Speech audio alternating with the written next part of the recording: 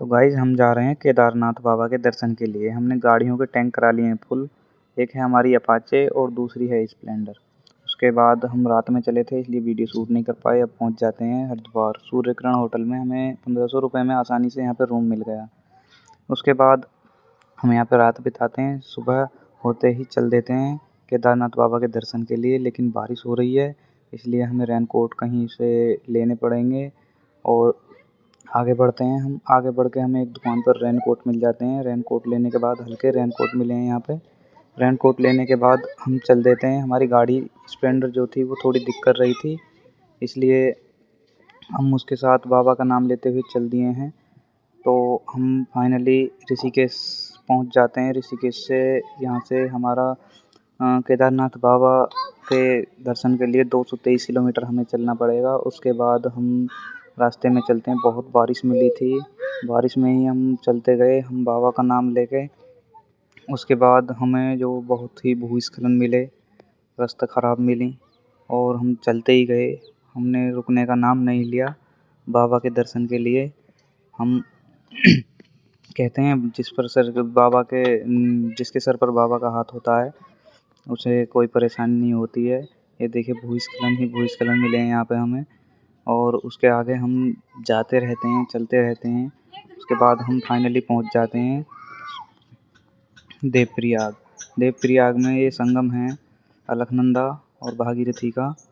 तो ये देखिए कितना सुंदर नज़ारा है यहाँ का। यहाँ का सुंदर नज़ारा हमारे पास टाइम कम था इसलिए हमारी गाड़ी भी ख़राब हो गई रास्ते में। श्रीनगर में गाड़ी हम सही कराने लगे, उसमें बहुत टाइम लग गया। फाइनली हमारी गाड़ी सही हो जाती है। उसके बाद हमारी गाड़ी चालू हो गई।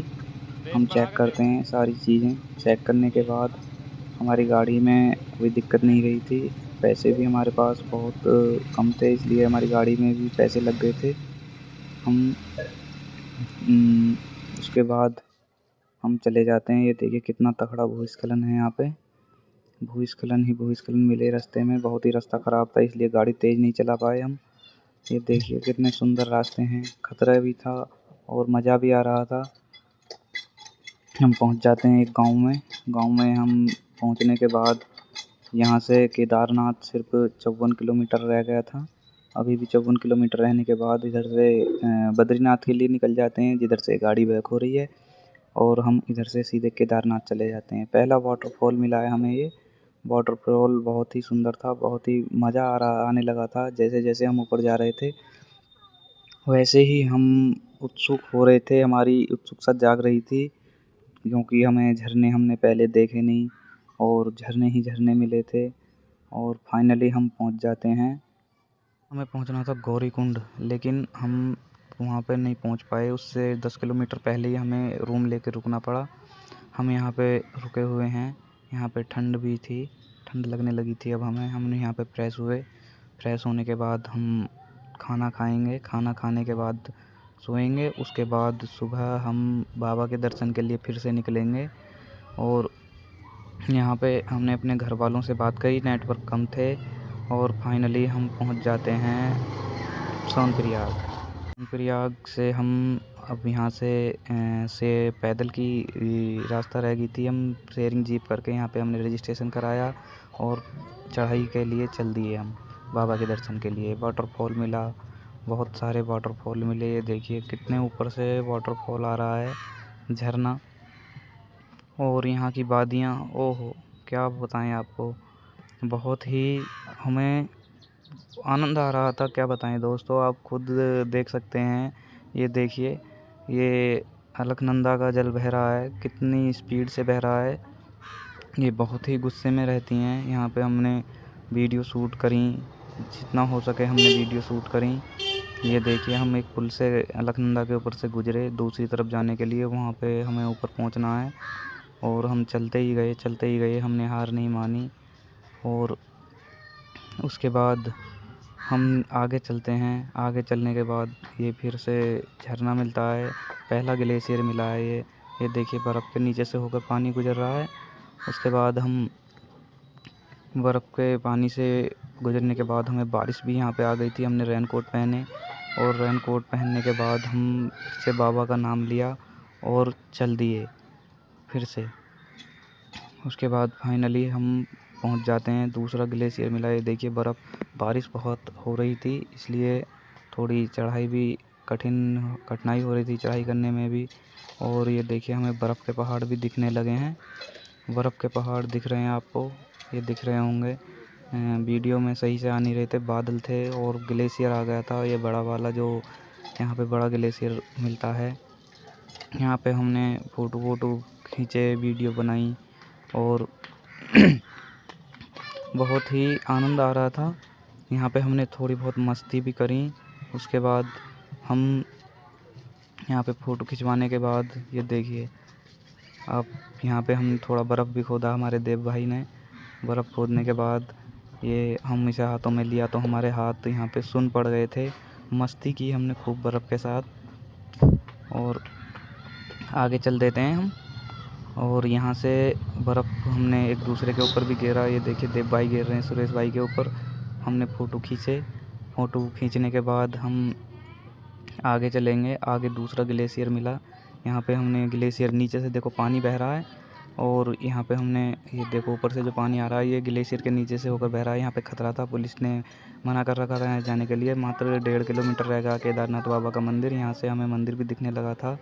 और ये जो ये तालाब था इसकी प्राचीनता के बारे में अपने देव भाई सुरेश भाई को बता रहे हैं। उसके बाद हम बाबा के दर्शन के लिए पहुँच जाते हैं बाबा के मंदिर। ये देखिए, वाह, स्वर्ग, जीते जी स्वर्ग बोलते हैं यहाँ पे। बाबा के दर्शन हो गए हमें बाबा के दर्शन करने का सौभाग्य प्राप्त हुआ। बहुत ही मज़ेदार हमारा ट्रैक रहा। हम क्या ही बताएं आपको, बहुत ही सुंदर नज़ारा था यहाँ का, क्या बताएं। ये देखिए भाई टोपा ओढ़े हुए हैं। हम मंदिर के पीछे जाके हमने रूम लेके हम अपना सामान रख के रूम में हम आ जाते हैं बाबा के मंदिर के पीछे की तरफ। यहाँ पे पीछे का नज़ारा ऐसा दिखता है। ये देखिए पीछे बाहर बर्फ़ ढका पड़ा है पहाड़ों पर, बर्फ़ से ढके हुए हैं पहाड़। हमने पीछे थोड़ी बहुत मस्ती की, थोड़ी बहुत क्या बहुत मस्ती की। उसके बाद में हम थोड़ा ध्यान लगाते हैं बाबा के भीमशिला के पास। यही वो भीमशिला है जिसने केदारनाथ बाबा को बाढ़ से बचाया था। हम चले जाते हैं भैरव बाबा के दर्शन करने के लिए। यहाँ से देखिए इस तरीके का नज़ारा दिखता है, पहाड़ हैं। ये नीचे केदार बाबा की जो बस्ती है, ये यहाँ से केदार बाबा का मंदिर ऐसे कुछ दिखता है। हमने यहाँ पर जूम करके वीडियो बनाई। ये देखिए भैरव बाबा के दर्शन करके हमने यहाँ से वीडियो शूट की, कुछ फ़ोटो वगैरह शूट किए। फ़ोटो शूट करने के बाद हमने बाबा के दर्शन किए, भैरव बाबा के। उसके बाद हमने शाम की आरती देखी। हम यहाँ पे आवाज़ नहीं सुना सकते, कॉपीराइट आ गया था हमारी वीडियो पर। हमने इसलिए हम अब आरती को शेयर नहीं कर सकते। हमें क्या ही बताएं आपको, बहुत ही सुकून महसूस हुआ बाबा की आरती सुनकर। शाम की आरती सुनी हमने, सो गए। सोने के बाद हम सुबह उठे, बाबा को प्रसाद चढ़ाया। प्रसाद चढ़ाने के बाद 200 रुपये का यहाँ पे प्रसाद मिला था। प्रसाद चढ़ाने के बाद हम बाबा के दर्शन करने के बाद हम तैयारी कर लेते हैं घर जाने की। फिर हमने फ़ोटो शूट किए कुछ। रास्ते में हमें ये पहाड़ी गौ माता मिली। उसके बाद हमें एक ये बैराज मिला जहाँ पे जल को रोक रखा था। ये देखिए कितनी तेज़ी से जल बह रहा है। हम बहुत ही सुकून महसूस कर रहे थे। हम रास्ते में यहाँ पर रुके थोड़ी देर, गाड़ियों को हमने आराम दिलाया। और यहाँ का भी बहुत ही सुंदर नज़ारा था, क्या बताएं आपको। ये देखिए आप खुद देख सकते हैं कितना सुंदर नज़ारा है। चारों ओर पहाड़ ही पहाड़, क्या ही बताएं आपको। आप खुद देख सकते हैं कितने नीचे में अलकनंदा हैं। और यहाँ पे कुछ खेलने वेलने के लिए वो लगाया गया है, पहाड़ ही पहाड़ चारों तरफ। हम यहाँ के बाद चल देते हैं हरिद्वार के लिए। ये हम फाइनली हरिद्वार पहुँच जाते हैं भारत माता मंदिर पर। और आपको बता दें कि हम बीच में ज़्यादा वीडियो शूट नहीं कर पाए क्योंकि यहाँ पे धारा देवी मंदिर पड़ा था हमें बीच में। और हम बीच में हमने चाय पी थी और चाय पीने के बाद हम निकल पड़े थे हरिद्वार के लिए। भारत माता मंदिर पर पहुँचने के बाद हमने फ़ोटो शूट किए कुछ। हमारे महाराणा प्रताप जी हैं। ये देखिए भारत माता मंदिर कुछ ऐसा दिखता है। उसके बाद में हमने बहुत से मंदिरों को बाहर से देखा, क्यों हमें घर जल्दी पहुंचना था, इसलिए हम बाहर से ही फ़ोटो खींच पाए, अंदर नहीं जा पाए। चंडी घाट पर नहाने के बाद हमने जल भरा।